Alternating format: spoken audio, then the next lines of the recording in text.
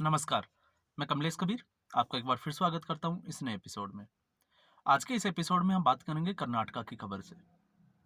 कर्नाटका से खबर आई कि वहां की विधानसभा में जब राज्यसभा के चुनाव हुए तो पाकिस्तान जिंदाबाद के नारे लगे और पाकिस्तान जिंदाबाद के नारे लगने के बाद में भारतीय जनता पार्टी जो है वो प्रमुख तौर से कांग्रेस पार्टी के ऊपर हमलावर हो गई। और आप विडंबना देखिए कि ऐसा जो है वो सिर्फ भारत में ही हो सकता है। आप किसी दूसरे देशों की असेंबली में देखोगे तो ऐसी कुछ घटनाएं जो है वो देखने को नहीं मिलेगी।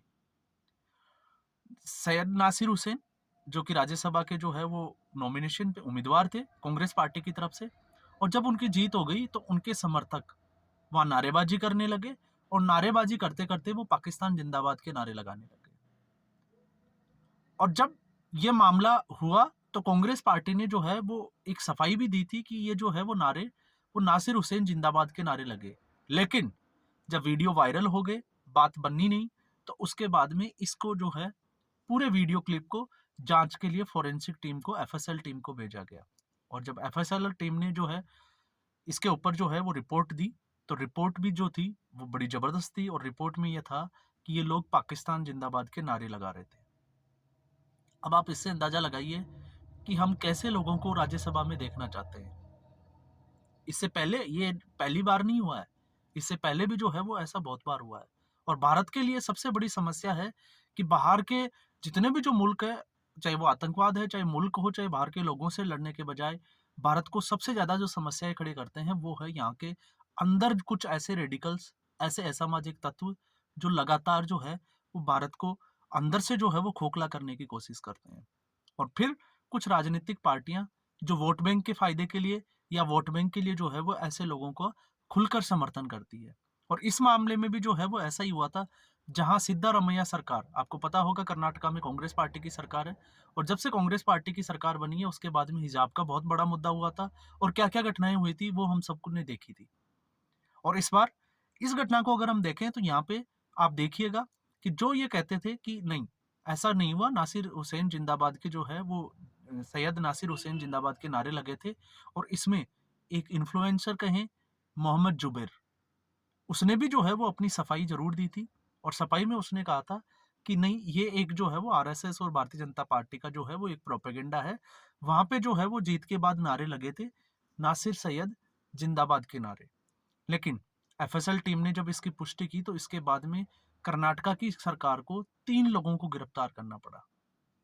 और 3 लोगों को जब आप नाम सुनोगे तो आप बिल्कुल चौंक जाओगे। और चौंक कुछ लोगों को जो है वो इसका जो है वो आदत सी भी हो गई है, क्योंकि चौंकने की ज्यादा जो है उसमें बात है नहीं। क्यों नहीं है? क्योंकि उनके नाम है मोहम्मद सैफी, जो कर्नाटका से ही है, और दूसरे जो है मुनावर। ये 2 व्यक्ति जो है, 2 लड़के, वो दोनों कर्नाटका से हैं। और इल्ताज जो है वो दिल्ली का रहने वाला है। और ये तीनों जो है उनमें से एक जो है उनकी कई बार फोटो जो है वो सैयद नासिर हुसैन के साथ में देखी गई है। फोटो जो है वो सोशल मीडिया पे बहुत सारी जो है वो उपलब्ध हो जाती है। तो अब आप एक चीज अंदाजा लगाइए कि अगर ऐसा हमारे देश में है और राज्यसभा में एक सांसद जाता है जिसके समर्थक जो है वो पाकिस्तान जिंदाबाद के नारे लगाते हैं, तो फिर ये हमारे देश में ही हो सकता है और किसी देश में नहीं हो सकता। और आप एक चीज और देखिए, अगर ऐसी ही कोई घटना जिसमें चाहे बीजेपी हो, चाहे आरएसएस हो, या किसी और किसी कम्युनिटी का अगर कोई व्यक्ति होता और उसमें अगर ऐसे नारे होते, तो आप देखिएगा इस देश में जो है वो क्या हो जाता। और ऐसा जो है वो पहली बार ही नहीं हुए। ऐसा जो है अकबर लोन, हमें उसको भी नहीं भूलना चाहिए, क्योंकि ये कुछ घटनाएं जो होती है इतिहास की उनको हमें याद जरूर रखना चाहिए। अकबर लोन, उन्होंने भी जो है वो जम्मू कश्मीर की असेंबली में पाकिस्तान जिंदाबाद के नारे लगाए थे, लेकिन उनको जो है वो पार्टी से निष्कासित नहीं किया, बहिष्कार नहीं किया गया, उनसे जवाब नहीं मांगा गया। और जब केंद्र सरकार ने धारा 370 जम्मू कश्मीर से हटा दी, तो उसके बाद में एक पुनर्गठन याचिका जो है वो सुप्रीम कोर्ट में दायर की थी, और वो भी अकबर लोन के द्वारा ही की गई थी। और अकबर लोन और उसके जो वकील थे, वो वकील थे कपिल सिब्बल। तो एक ऐसे लोग जो है वो स्टेटमेंट देते हैं, और जब भी ये फंसते हुए नजर आते हैं तो उसके बाद में एक ऐसे वकीलों का जो है वो कुनबा जो है वो तैयार बैठा होता है, जो हाई प्रोफाइल वकील होते हैं, और फिर वो उनको बचाने में लग जाते हैं। आपने उदयनिधि स्टालिन के मामले में भी देखा था। उदयनिधि स्टालिन ने जो है वो हिंदू धर्म के बारे में डेंगू, मलेरिया और कोड ऐसे जो है वो नामों से, आपको पता होगा, संबोधन किया था एक रैली में। और क्या-क्या जो है वो बीमारियों से इसकी तुलना की थी। और जब ये मामला अब सुप्रीम कोर्ट में चला गया, जब कोर्ट ने, और आपने ये भी पता होगा कि कोर्ट ने जो है उनको फटकार भी लगाई है। लेकिन ताज्जुब की बात तब हो जाती है जब ये पता चलता है कि उनके वकील कौन है, तो उनके वकील है अभिषेक मनु सिंघवी। और अभिषेक मनु सिंघवी को कांग्रेस पार्टी ने राज्यसभा के लिए उम्मीदवार बनाया था हिमाचल प्रदेश से। लेकिन कांग्रेस पार्टी के 6 एमएलए जो है वो उन्होंने बागी तेवर दिखाए, क्रॉस वोटिंग की, और अभिषेक मनु सिंघवी जो है उनको हार का सामना दे। तो अब आप देखिए, अब उनको हालांकि 6 एमएलए को सस्पेंड कर दिया गया है, लेकिन अंदाजा तो इस बात से भी लगता है कि विक्रमादित्य सिंह जो है वो राम मंदिर के मुद्दे के बाद से ही बीजेपी के टच में है। अब सरकार कितने दिन रहती है, हम उसकी बात नहीं करेंगे कि हिमाचल प्रदेश में क्या चल रहा है, हम बात कर रहे हैं कर्नाटका की। तो अगर ऐसे लोग राजनीति में अगर पनपते हैं, और ऐसे लोग जो है वो राजनीति में एक बड़ा पद लेके अगर संसद तक पहुंच जाते हैं, तो आप ये सोचिए कि ये देश के भले के लिए कितना काम करेंगे। कितने ऐसे मुद्दे होंगे जो ये देश के भले के लिए उठाएंगे। और इसके साथ ही एक बात और जो प्रमुखता से इसमें आ जाती है कि कांग्रेस पार्टी की जो हिंदू विरोधी छवि है वो इससे एक बार और साबित हो जाती है। और मैं ऐसा इसलिए कह रहा हूं क्योंकि कांग्रेस पार्टी पे जब से भारत आजाद हुआ है, जवाहरलाल नेहरू की सरकार के समय से अब तक का जो समय है, अब तक जो है वो मुस्लिम तुष्टीकरण की राजनीति के आरोप लगे हैं, और उससे कांग्रेस पार्टी बाहर नहीं निकली है।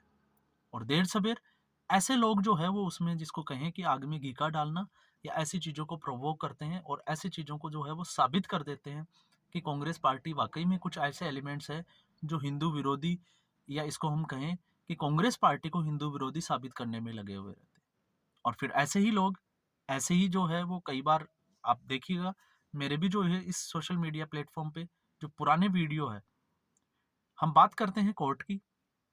अब मैं ऐसा इसलिए कह रहा हूँ क्योंकि इस मुद्दे पे भी हो सकता है कुछ एक पर्सनल कम्युनिटी के लोग आएंगे, फिर वो गालियां देना स्टार्ट कर देंगे, आपको अंधभक्त कहेंगे, मोदी भक्त कहेंगे, बीजेपी के जो है वो दलाल पत्रकार बोलेंगे, तमाम तरह की आपकी भाषा का यूज करेंगे। लेकिन की फैक्ट्स के नाम पे हम लोग जो वीडियो की बात करते हैं, वो वीडियो, इस वीडियो में भी ये सारे मीडिया चैनल प्लेटफॉर्म पे पड़ा है। और उसके अलावा कांग्रेस पार्टी की तरफ से जो सफाई दी गई है, हम उसकी बात कर रहे हैं, हम जो है मनगढ़ंत कहानी की बात नहीं कर रहे। और मोहम्मद जुबैर के आप उस पे सोशल मीडिया प्लेटफॉर्म पे जाके देखोगे तो वहाँ पे बाकायदा उन्होंने ये लिखा हुआ है कि वहाँ पे पाकिस्तान जिंदाबाद के नारे नहीं लगे थे, वहाँ पे नासिर सैयद हुसैन के नारे लगे थे।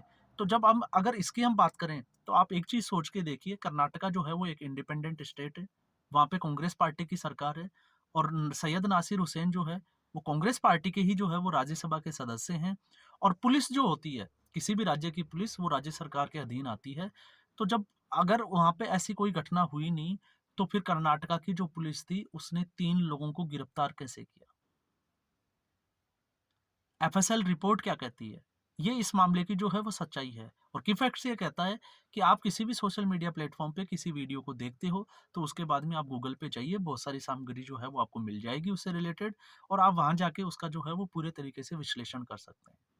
लेकिन फिर भी ये लोग झूठ फैलाते हैं, और फिर इसमें राष्ट्रवादी जो विचारधारा के जो लोग हैं, वो चुपचाप बैठे-बैठे ऐसे लोगों को तमाशा देखते रहते हैं, जबकि ज़रूरत होती है ऐसे लोगों के, जो ऐसी अफ़वाहें फैलाते हैं, ऐसे ज़बरदस्ती इस षड्यंत्र का एक हिस्सा होते हैं, इन लोगों को कमेंट का जवाब जो है वो कमेंट से दे, चाहे वो किसी भी प्लेटफ़ॉर्म पे हो। ये मैं आपकी और मेरी बात नहीं कर रहा, वो किसी भी प्लेटफ़ॉर्म पे हो। अगर वो झूठ फैला रहे हैं, नफ़रत फैला रहे हैं, तो ऐसे लोगों को जो है, वो कमेंट का जवाब जो है, वो कमेंट के रूप में ही देना चाहिए। आप देखोगे इस वक़्त सोशल मीडिया पे कैसी-कैसी जो है, वो अफ़वाहें फैलाई जाती है, कैसे-कैसे एडिटेड वीडियो जो है, वो दिखाए जाते हैं, लोगों को इन्फ्लुएंस किया जाता है, तमाम तरह की चीज़ें। और ये भी एक उसी की वानगी है कि आप देखिए कि हिंदुस्तान में रहने वाले लोग खाते हिंदुस्तान का है, टैक्स पेयर के पैसे पे वो ऐश-मौज करते हैं, और फिर इन राजनेताओं की शरण में आने के बाद में वो ऐसी इतनी बड़ी भयंकर जो गलती कर दी जाती है कि पाकिस्तान जिंदाबाद तक के नारे लगा देते हैं। तो आप अंदाज़ा लगाइए कि ऐसा जो है वो सिर्फ़ भारत में ही हो सकता है। और वजह क्या है?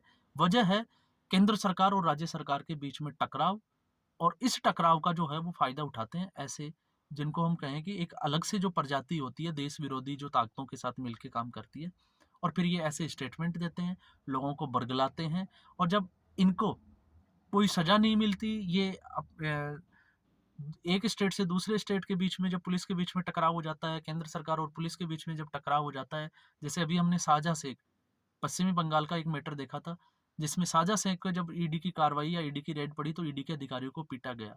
तो इससे जो है वो दूसरे और ऐसे जो रेडिकल या इसको असामाजिक तत्व जो कहते हैं उनको फिर प्रोवोक मिलता है और फिर ऐसी गलतियां जो है वो होने के चांसेस बढ़ जाते हैं। तो ऐसा मैं इसलिए कह रहा हूँ कि ये ऐसा सिर्फ और सिर्फ भारत देश में ही जो है वो पॉसिबल है और इसकी बड़ी वजह है ऐसी घटिया राजनीति और ऐसे घटिया राजनेता।